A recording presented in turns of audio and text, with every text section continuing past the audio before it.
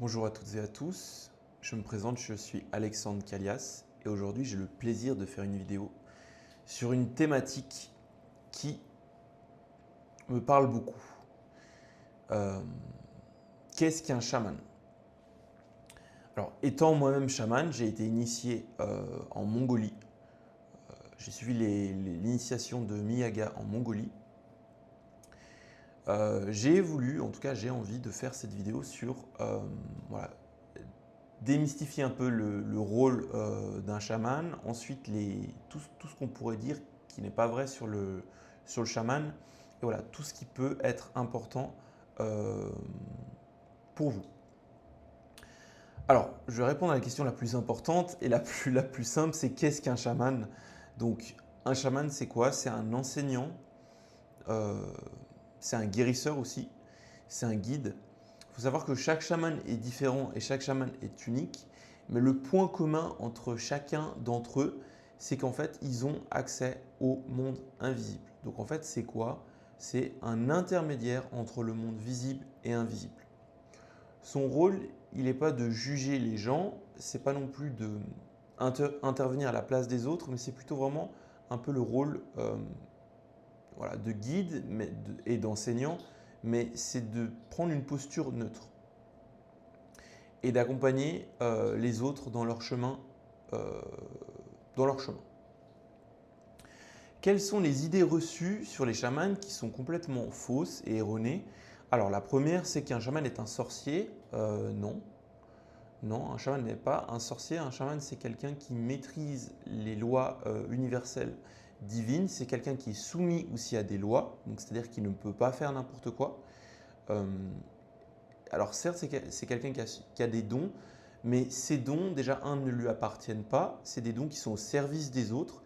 Et il faut toujours partir du principe que à partir du moment où on vous donne quelque chose, donc peut-être on vous donne des dons, on vous donne quelque chose, vous devez de servir le bien commun. Euh, Si je prends un exemple assez simple, à partir du moment où moi je vais mourir et je vais quitter cette terre, je vais quitter cette planète, euh, on va me demander, donc tu avais toutes ces capacités, qu'est-ce que tu en as fait? Est-ce que tu en as fait pour guider, pour transmettre, pour aider et être au service des autres, ou est-ce que tu as utilisé ces dons-là pour détruire, pour faire du mal, pour nuire aux autres, pour bloquer les autres? Il faut toujours partir du principe que chaque chose n'est ni positive ni négative, c'est plutôt ce qu'on en fait avec qui peut avoir une teinte positive ou négative.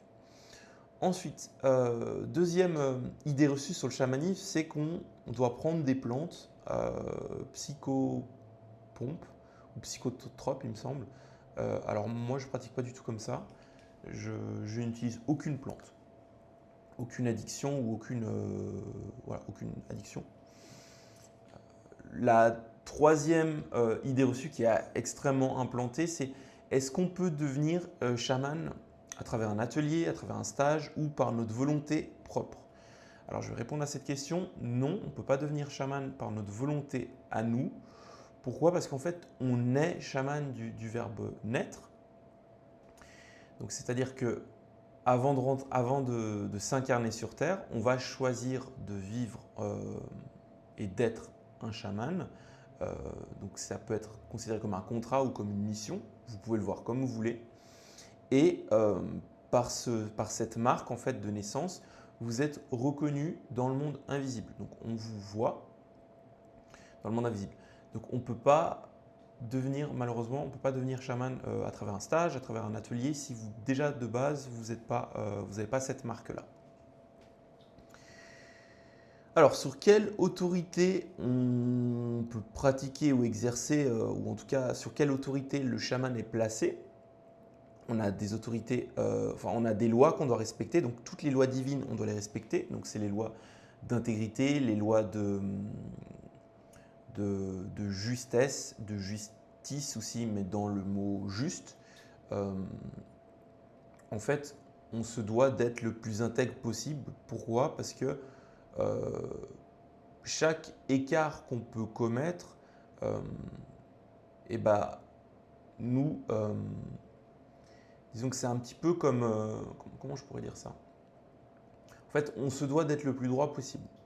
Pourquoi? Parce que les lois spirituelles envers nous sont encore plus sévères envers nous. Pourquoi? Parce qu'on a voilà, des capacités, on a des dons, et ces dons-là doivent être au service des autres. Et à partir de ce moment-là, à partir du moment où on est conscient de tout ça, on ne peut pas et on ne doit pas agir contre les lois divines, les lois originelles. Voilà. Ensuite, on est aussi soumis à Dieu et à la source. Et en fait, à ce que tous les êtres humains soient soumis, on est soumis, mais je dirais avec un effet amplificateur. Alors, quels sont les dons du chaman? Quels sont les outils du chaman? Comme je l'ai dit, chaque chaman est différent, chaque chaman a sa singularité. Mais en général, un chaman est extrêmement bien relié au monde invisible, c'est-à-dire qu'il a un don de médiumnité. Il peut capter, voir ou recevoir des messages. Il est clairvoyant, il est clairaudient. Euh, alors, pour certains, peut avoir des dons et des capacités pour nettoyer des lieux, donc d'énergie négative, de mauvais esprits. Ça peut être une capacité qu'il peut avoir. Euh, En général, les chamans sont très bons pour faire des passages d'âme. Et en général, sont aussi un petit peu comme des lumières dans l'obscurité, c'est-à-dire que les âmes en souffrance et les âmes en peine vont interagir avec lui pour qu'il puisse les aider. Ça peut être un peu un aimant à âme errante. Voilà, qu'est-ce que je pourrais ajouter? Voilà. Un autre point important, c'est de dire qu'un chaman, quand il est bien centré, quand il est vraiment dans son authenticité et qu'il est pleinement lui-même, il a cette capacité d'être un miroir puissant.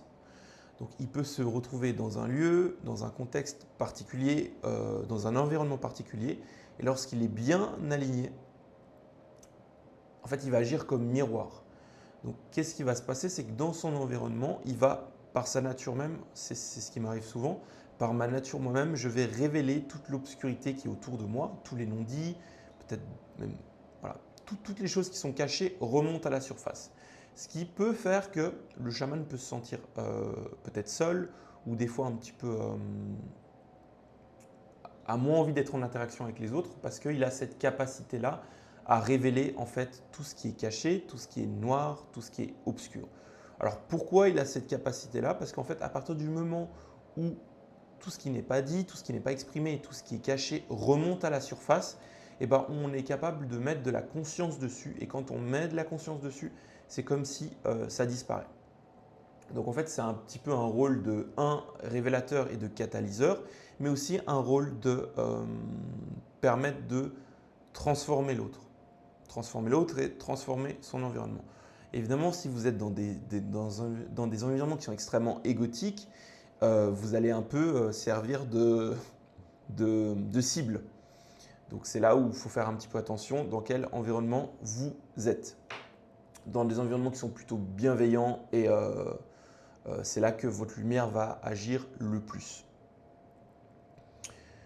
Voilà, je vous remercie de m'avoir écouté et je vous souhaite une très bonne journée.